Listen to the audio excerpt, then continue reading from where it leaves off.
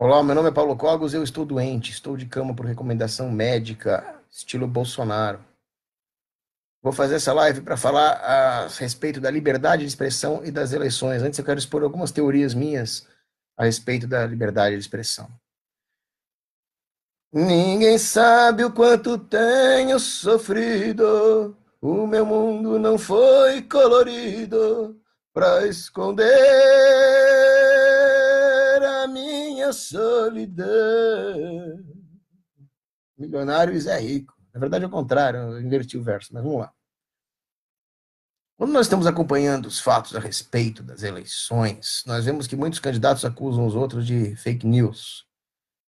Mas existe uma inversão moral que acomete as eleições, porque por que seria imoral acusar um outro bandido de alguma coisa, mas não é imoral ameaçar o povo de roubo? Aliás, eleições são exatamente isso. Um leilão adiantado de bens roubados, como dizia Mencken.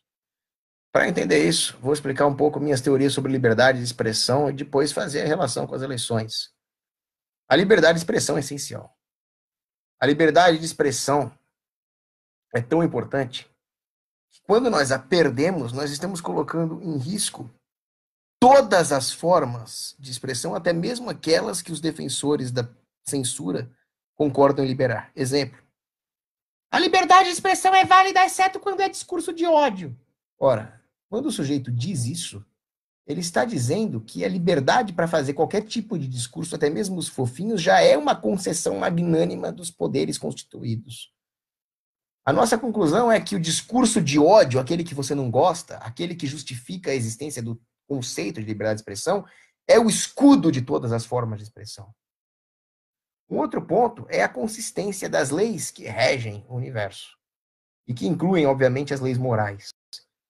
Se eu vou fazer um modelo físico para explicar o universo e eu descarto a teoria da gravitação universal, nenhuma outra força que eu incluí no meu modelo vai fazer sentido e não vai ter consistência interna, porque o universo é real e nele existe a gravitação universal. Da mesma forma, se eu excluo as leis do direito natural que preconizam a liberdade de expressão de qualquer tipo de filosofia moral, de qualquer tipo de conceito ético, nada mais faz sentido.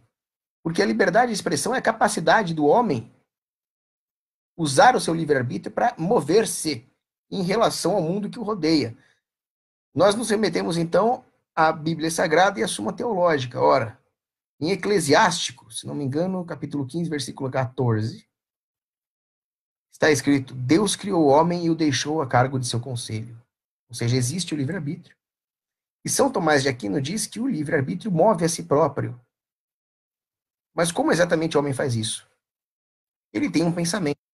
E a expressão do pensamento, a capacidade de colocá-lo em prática através de meios que o expressem, é a própria capacidade do homem mover-se segundo esse arbítrio. É o que transforma esse livre-arbítrio em ação prática no mundo. É por isso que Salman Rushdie diz: a liberdade de expressão é o coração da humanidade. De forma alguma, ela poderia ser cerceada. Existe mais um fator? Se nós justamente queremos, em época de eleição ou em qualquer outra situação, evitar que as pessoas sejam influenciadas por fake news, por qualquer tipo de manipulação, é mais um motivo que nós temos para liberar totalmente a expressão. Porque as pessoas não podem normatizar a manipulação. Se nós tolhemos a liberdade de expressão, estamos simplesmente admitindo e normatizando o fato de que qualquer coisa que seja dita por aí vai influenciar as pessoas, quando elas deveriam estar suficientemente blindadas para saber que todo mundo é parcial, todo mundo é mentiroso, em maior ou menor grau, e elas têm que simplesmente usar a razão e os prolegômenos metafísicos para chegar à verdade. Se nós tolhemos a liberdade de expressão, estamos tirando os incentivos para que as pessoas realmente se blindem com a razão e com a ética. Ridículo. Então, a liberdade de expressão é inviolável, certo? Como é que fica a reputação das pessoas? A reputação das pessoas, como o próprio Walter Block fala, vai estar mais protegida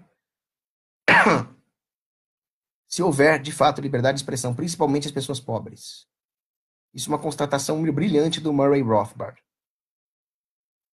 Ele diz o seguinte: vamos supor que nós vamos tolher a calúnia, a difamação e o dano moral.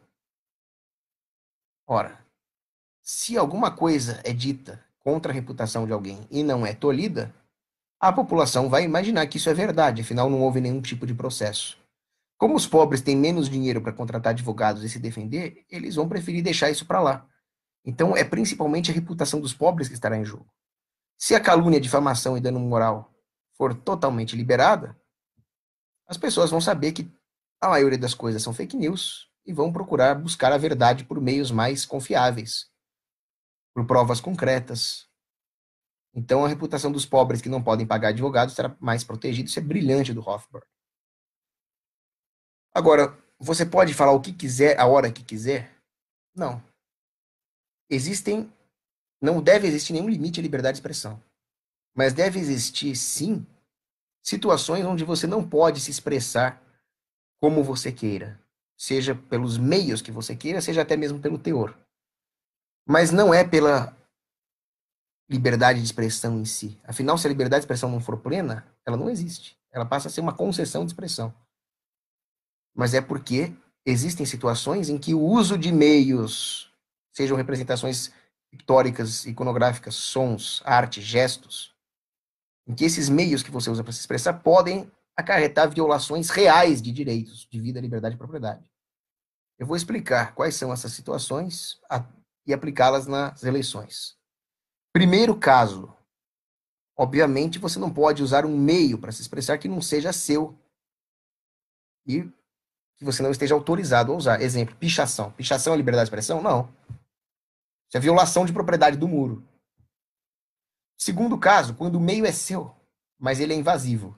Ou seja, eu não posso expressar a minha opinião política com um megafone no seu ouvido porque vai estourar seu tímpano. Simples. Terceira situação, quando existe uma violação de contrato implícito ou explícito. Então, se um amigo meu me convida para uma festa e fala, mas só te convido se você não falar em política, porque vai dar briga. Temos aqui um contrato explícito e formal de que eu não vou falar em política na festa dele. Não é questão de liberdade de expressão. Ou o contrato implícito que existe dentro de um cinema, de não atrapalhar quem está vendo o filme. Esse contrato implícito pode ir além. Eu defendo, por exemplo, a proibição de tirar a inocência de uma criança. Deveríamos tolher aquele que fala em pornografia pesada na frente de uma criancinha. Eu defendo até tolher os spoilers, mas aí vocês podem argumentar comigo, estou aberto a críticas nesse sentido, mas são violações de contrato implícito. A quarta situação é quando o teor do seu discurso acarreta na periclitação da vida humana. Por exemplo, se a minha fala pode detonar uma bomba acionada por vós. Denunciar a posição de um judeu por um nazista. Isso não é liberdade de expressão, isso é cumplicidade com crime. Divulgar informações militares críticas por inimigo durante uma guerra justa. Isso não é liberdade de expressão, isso é periclitação da vida dos soldados. Isso não deve acontecer. Aí nós começamos a entrar nas áreas mais cinzentas, mais nebulosas. A fraude tem que ser coibida. Se eu estou vendendo um produto, vem um diabético, pergunta, é com açúcar? Eu falo, não, é sem açúcar, pode comprar. E é com açúcar? Fraude claríssima. Não é liberdade de expressão. Então, toda mentira é fraude? É crime de fraude? Não. Nós temos que traçar uma linha entre as mentiras legítimas, ainda que moralmente condenáveis, e aquilo que é realmente fraude. Aí eu, pensando, matutando sobre o tema, estabeleci 3 critérios, que é a ação direta, a clareza, né, a objetividade e a gravidade da matéria. Exemplo, eu posso colocar uma placa no deserto falando siga esse atalho e você encontrará água. E o atalho leva para mais deserto, ainda mais seco. Eu não posso fazer isso, porque eu estou induzindo a ação de um peregrino do deserto ao erro, que pode até matá-lo. Então isso é uma fraude direta e gravíssima. Agora, se por acaso eu virar naquele atalho e um peregrino me seguir achando que eu estou procurando água, eu o induzi, mas de forma indireta, porque ele tinha uma opinião sobre o que eu ia fazer naquele caminho e ele assumiu o risco. Aí não seria fraude. Ela deve ser objetiva. Se eu fizer um vídeo falando a melhor água mineral que tem é a Lindóia, aí o cara passa a vida tomando Lindóia e depois ele descobre que a Minalba é melhor. Ah, você me enganou, a Minalba é melhor. Isso não é uma coisa objetiva. E o terceiro critério que nós temos que definir para que caracterize crime de fraude é a gravidade. Vamos supor que um amigo meu vem em casa, ele fala, tá vendo aquele pote de sorvete ali? É sorvete de paçoca. Ele vai lá, abre, é feijão. Ah, trolei o babaca. Mas não é fraude, porque não é uma coisa grave. Muito bem. Eu não estou aqui nesse vídeo pretendendo analisar todas as situações possíveis, apenas traçar linhas gerais. Se eu tivesse querendo analisar todas as situações possíveis, eu seria um psicopata, um maníaco, um megalomaníaco. São linhas gerais. Não sei mais que item que eu estou, sempre me perco com números, mas a próxima questão a ser analisada é a tortura psicológica. Aqui eu coloco três situações. Aquela em que realmente existe o crime de tortura psicológica, aquela em que não existe um crime a ser definido, mas que o ato é tão imoral que você pode sim violar o PNA do cara que faz isso, e aqueles que é só mimimi e tem que ser liberado totalmente. Exemplo, veterano de uma guerra justa com distúrbio de estresse pós-traumático. O cara somatiza os sintomas psicológicos de forma a realmente ter doenças. Aí eu chego do lado dele e grito, incoming! O cara pode infartar, isso é crime. Situação onde não deveria haver nenhum tipo de proibição do governo ou das leis privadas de uma sociedade anarcocapitalista, mas que você está autorizado a meter a mão no cara que faz isso. O cara chega para uma criancinha com câncer e fala, o que você quer ser quando crescer? Ah, nada, né? Lembrei que você tem câncer. Não acho que devia ter nenhuma lei tolhendo isso, porque tolher a liberdade de expressão é muito perigoso. Como disse Walter Block, a liberdade de expressão é um fino capim, um fina relva. Qualquer coisinha destrói ela. Mas eu juro que eu viraria um soco no dente de um cara que fala isso pra criancinha. E eu não deveria ser punido por isso. E aí existe a terceira situação, que é puro mimimi. Ah, o cara me xingou de baixinho, de gordo, de judeu, de preto, de branco, de viado, de hétero. Isso é frescura. Bullying é frescura. Então, o que eu sugiro? Que vocês inventem mais xingamentos ofensivos. Eu acho que tem muito xingamento para negro e tem pouco para branco. Inventem mais xingamento para ofender os brancos. Tem muito xingamento para homossexual, tem pouco para ofender os héteros. Inventem mais xingamento para ofender os héteros. E assim todo mundo se xinga e todo mundo fica feliz. É isso que eu defendo. Olha o grau de civilidade da Itália nesse quesito cultural. Na Itália, você vê ali, o sujeito comete uma infração de trânsito, o policial, ao invés de multar, ele chega pro cidadão e fala, seu filho de uma putana, macepazzo. Aí o sujeito, em vez de processar o policial por abuso de autoridade, ele vai, te, bruta stronda di cazzo. Vocês percebem o grau de civilidade disso? O policial não assaltou o cidadão não foi reclamar com a corregedoria. Os dois se limitaram a ficar se xingando. Isso é um alto grau de civilidade que o politicamente correto, mimimizento, hoje não percebe. E aí existe, por último, esta questão, né, como diz o Bolsonaro, de calúnia, difamação e dano moral. Você tá, como eu já expliquei, você está autorizado a fazer isso, mas existe um porém. A denunciação caluniosa e a incitação ao crime. Isso deve ser proibido. Mais uma vez, existe uma tênue linha entre a denunciação caluniosa e a incitação ao crime, que tem que ser proibido, e a calúnia e a apologia ao crime, que tem que ser liberado. Isso aí o Ranieri Mazzilli, no livro dele, O Estado Não Obrigado, explica muito en passant. Vou tentar entrar em um pouco mais de detalhe. Se o sujeito vem... o critério que eu estabeleço aqui para dividir as duas coisas é a credibilidade. Existe uma ameaça crível? Existe uma incitação de ação formal? Então é crime. Mas se a pessoa simplesmente comete uma bravata ou expressa sua opinião, não é crime. Exemplo, eu acho que todo gordinho libertário devia morrer. Isso não é crime. Agora, se um sujeito subir num palanque, eu conclamo a CUT, o MST, o PT a matar os gordinhos libertários, ele está colocando a vida dos gordinhos libertários em perigo. Aí já não é mais apologia, já é incitação. Aí eu puno. Assim como eu puniria o sujeito que estava lá na época da perseguição às bruxas, que os puritanos faziam, as mulheres que eram injustamente condenadas por serem bruxas, e o cara tava lá gritando, queima, queima, queima. Esse cara tem que ser preso por incitação. É muito diferente de escrever um artigo dizendo, eu defendo que as mulheres acusadas de bruxaria sejam queimadas. Isso é só uma apologia, não é crime. Calúnia. O sujeito é ladrão. Eu tenho o direito de dizer que o sujeito é ladrão. Mas se eu chegar num tribunal privado ou na delegacia de polícia, não importa se é estado ou se é capistão, e fizer uma denúncia formal, o sujeito é ladrão, vai lá e prende ele, aí já é uma forma de incitação. Então, eu acho que eu terminei aqui as minhas teorias sobre a liberdade de expressão e quando que não se aplica, quando a expressão incorre numa violação real de direitos. Que diabo isso tem a ver com as eleições? Nós estamos vendo nas eleições aqui vários tipos de. Tô com muita. Vou tomar meu remédio aí. Bom, é remédio para tosse, não é psiquiátrico, não, sem piadinhas nesse sentido.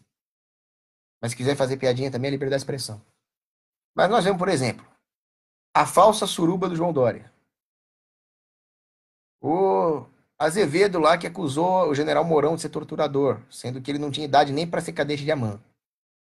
São calúnias. Isso deveria ser proibido? Como eu disse, não. Se o cantor xingou o general Mourão de torturador, o que o general Mourão tem que fazer não é processá-lo, mas simplesmente falar: torturador é a puta que te pariu. Acabou aqui. Fim.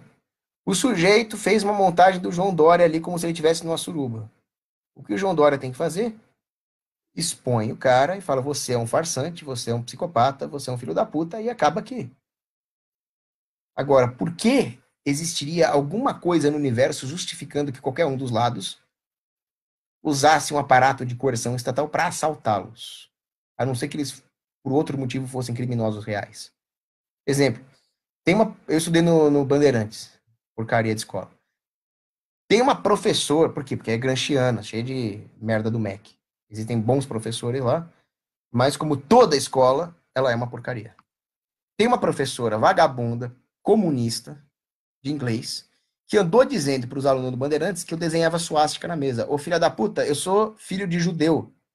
Eu sou anarco-sionista. Por que cacete vai desenhar uma suástica na mesa se eu deploro o nazismo, que era um regime coletivista? Tudo que eu deploro, totalitarismo, controle do capital, porra. Eu já tretei com um cara porque ele era um nazistinho e veio desenhar uma suástica na minha mesa. Então ela me lançou uma calúnia. Tem aluno judeu do Bandeirantes que ficou pistola comigo, mas pergunta se eu processei ela. Não. Ela é uma vagabunda comunista e eu tenho todo o direito de chegar aqui no meu vídeo e chamá-la de vagabunda comunista. Então é assim que eu resolveria. O problema é que a coisa não para por aqui. Nós estamos achando que as eleições são coisa séria. Nós estamos achando que as eleições são coisas de respeito. Mas o que realmente está acontecendo nas eleições, por exemplo, tá, o Dória contra o França. Ora, dois bandidos comunistas, um deles que é o França, é quase um demônio encarnado, disputando quem é que vai criminosamente tolher a liberdade alheia. Vocês acham que uma situação dessa merece algum respeito? Isso é mais do que uma disputa, uma guerra entre os dois candidatos. É uma guerra do sistema contra o povo. É natural que haja um monte de fake news, afinal, como dizia Winston Churchill, em tempos de guerra, a verdade é tão preciosa que ela deve ser protegida por um corpo de guarda-costas chamados mentira. Faz parte do jogo. Simplesmente tolher as fake news, não pode mentir, é emprestar ao processo eleitoral democrático uma respeitabilidade que ele não tem. Entendam isso de uma vez por todas. Nós temos que fazer pouco caso dos políticos. Nós temos que encará-los como os palhaços que eles são. Lembre-se daquilo que Mencken dizia. A democracia é a arte de gerir o circo a partir da jaula dos macacos. É com este desdém saudável que nós devemos encarar a política. Então, aquilo, eu acho que deveria haver uma restrição moral à propaganda eleitoral. Mas essa restrição moral não é impedir os palavrões, os xingamentos, as calúnias. Por mim, a eleição seria decidida na porrada. O que nós deveríamos proibir é que os candidatos prometam a grupos da sociedade privilégios à custa dos direitos naturais de outro grupo. Por exemplo, o Bolsa Família. É arrancar dinheiro de uns para dar para os outros. Isso deveria ser proibido numa propaganda eleitoral. Políticas públicas. Educação gratuita e de qualidade. Isso é roubar o dinheiro do povo Isso é incitação ao crime, cai naquelas proibições que eu expliquei na primeira parte do meu vídeo. Ou seja, defender numa propaganda eleitoral Bolsa Família e políticas públicas é incitação ao crime. Tem que ser proibido. O que o Haddad falou no debate, lá no Roda Viva, esse lixo humano do Haddad. Ah, boa tarde a todos e a todas. Ao presidente Lula, eu vou sobretaxar os bancos para reduzir o spread bancário. Ora, alguém que quer convencer o povo de que para reduzir o spread bancário tem que sobretaxar o banco, tem que ser preso por fraude. E o cara se diz mestre em economia. O desgraçado, o spread bancário é o lucro do banco. Se você for taxar o banco, ele vai ter que aumentar o spread para garantir o lucro, idiota. Então, um cara que se diz economista e fala isso numa eleição tem que ser preso por fraude. Isso devia ser proibido. Então, quando vocês assistirem às eleições novamente, tenham em mente aquilo que eu disse: vamos tolher a fraude, vamos tolher a incitação ao crime, mas não aquilo que realmente torna toda essa tragicomédia democrática um pouco divertida, que são as calúnias. Voltemos ao tempo em que os debates eram realmente divertidos, com o Quercy ali falando: seu caluniador e mentiroso, mentiroso e caluniador, caluniador, mentiroso, malandro, canalha, olha seu malandro. Isso era debate raiz, ou até o Brizola, né? Quis me insultar, quis me ofender, quis denegrir, você tem uma cara de raton. Isso era debate raiz e é isso que eu quero que nós tenhamos de volta. Abraço.